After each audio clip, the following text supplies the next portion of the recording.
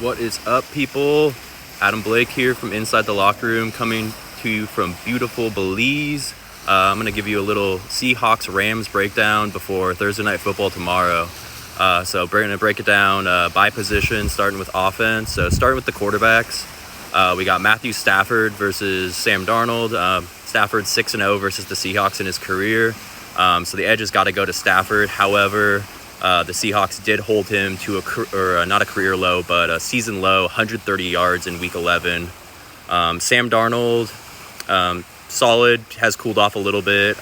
Did have the season high 4 interceptions against the Rams, and they were the costly ones. Seahawks probably would have won the game in Week 11 without so many turnovers, even maybe one less, or just two interceptions instead of the 4. So edge for quarterbacks, definitely going to the Rams. Switching over to wide receivers, you got JSN, emerging Rashid Shaheed in the Seahawks offense, both in the kick return game, but especially in the wide receiver department most recently. Really looking good in the absence of Torrey Horton, who not really sure if he's going to come back by the end of the year, hopefully by the playoffs, but that status is very much up in the air. Definitely don't think he's playing this Thursday though. Then moving over to Cooper Kupp. So you got the trio there. However, with the Rams, you got Puka Nacua, but Devontae Adams, touchdown machine that he is going to be out this Thursday. So because of that, I got to give the edge to the Seahawks. Because after that, the Rams have Tutu Atwell and they got Kanata Mumfield. So can they step up and actually be a solid wide receiver 2 behind Puka Nacua? Or are the Seahawks just going to just focus on Puka Nacua, really hone in there and just lock him up? So I'm going to give the edge to the Seahawks in the wide receiver department, purely just because Rams are missing Devontae Adams.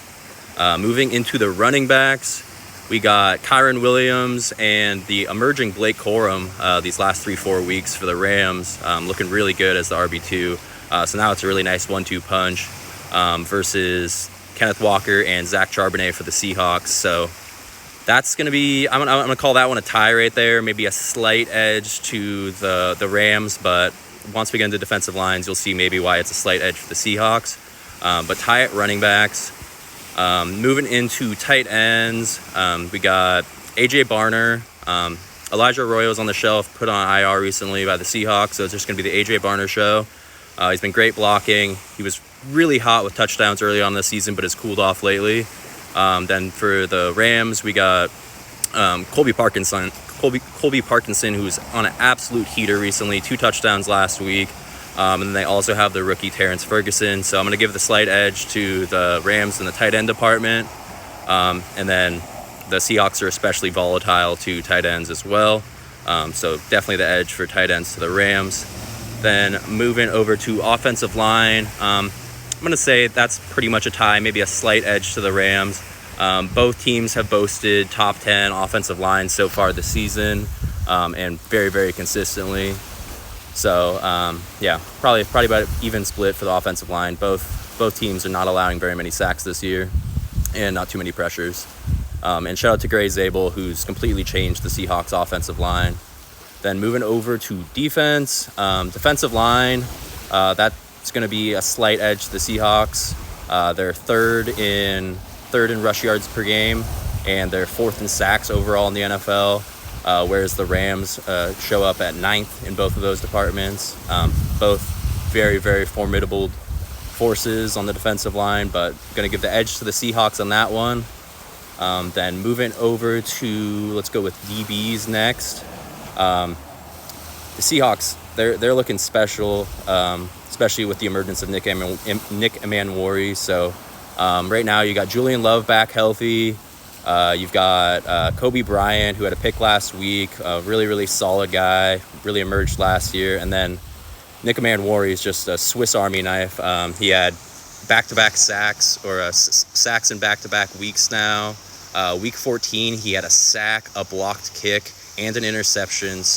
And he's lining up all over the formation too. It's not like he's just lining up deep in safety. He technically profiles as our nickelback, but he's lined up in the box. He's lined up at defensive line. He's lined up at every single position, as far as I can tell, that I've looked into, other than defensive tackle. The breakdown's pretty crazy, honestly. And Julian Love hasn't picked up the tackles yet, but he's playing a good center field in the back end. So I'm going to give the edge to the Seahawks there. The Rams are solid on the back end and in the secondary as well, but it's probably their weaker component of their defense. And I mean, Mike McDonald, he's looking for his next Kyle Hamilton, and it looks like they got an absolute steal with Nick Warrior in the second round. A guy that I thought the Seahawks could have drafted in the first round. So edge to DBs is going to go to the Seahawks. And then going over to the linebacking cores, we got Ernest Jones and Drake Thomas for the Seahawks. Ernest Jones has put up another 100 tackle season. Just rinse and repeat at this point for him. He gets it pretty much every single season. But the crazy part is he's leading the Seahawks with 5 interceptions. He's up there for the league lead in interceptions as a middle linebacker. So he's really added an extra component to his game. So again, gonna give the slight edge to the linebacker core for the Seahawks right there. And then what do we have left? I guess that's pretty much it. But overall defense, Seahawks got a slight edge in overall defense in their, I believe they're 3rd in total yards allowed, and then the Rams are about, I think, 8th in yards allowed. Doing most of this off the top, so if a couple stats are a little off, that's why. And then otherwise, let's see. Oh, and then Seahawks are 2nd in points per game, trailing only the elite Houston Texans defense. They're allowing under 18 yards per or 18 points per game, and then the Rams are allowing, I think, 18.3 points per game. So it's 2nd and 3rd right there. I think Seahawks are 17.6 versus the Rams at 18.3. So it's going to be a close one. Seahawks are at home. Vegas has them favored by 1.5 points in the point spread department. But something's got to give. Stafford's 6-0, like I said earlier, against the Seahawks in his career. So that would favor the Rams. But I think just being at home, it could go the Seahawks' way. But I'm going to ask you, who do you got on this Thursday? Who do you got tomorrow? It's going to be a close one. It's going to be a dogfight, big divisional showdown. Both teams at 11-3. Join me in the comments below. Let me know who you got.